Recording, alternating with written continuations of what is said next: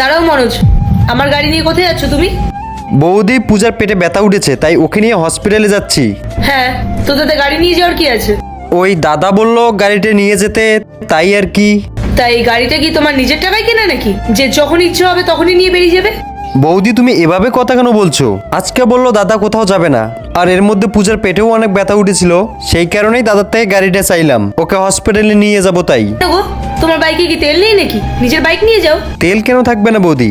আসলে বাইকে অনেক জার্কিং হয়, আর তার মধ্যে রাস্তাটাও খারাপ, তাই এই অবস্থায় ওকে যদি বাইকে করে নিয়ে যাই তাহলে ওর অনেক কষ্ট হবে, আর যদি গাড়িতে করে নিয়ে যাই তাহলে কমফোর্টেবলি যেতে পারবে, সেই কারণেই।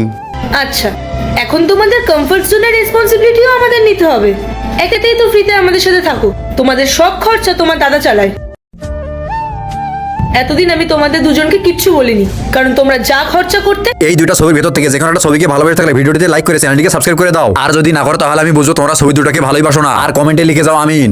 আমি কিন্তু আবারও তোমাদেরকে বলছি, আমার গাড়িতে যেন হাত না দেওয়া হয়। আমার গাড়ির চাবি দাও।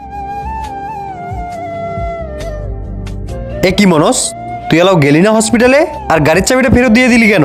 না দাদা, সেরকম কোনো ব্যাপার না, একদম মিথ্যা কথা বলবি না। আমি তো দাদা হই, আর আমি পাশ থেকে সব শুনে নিয়েছি।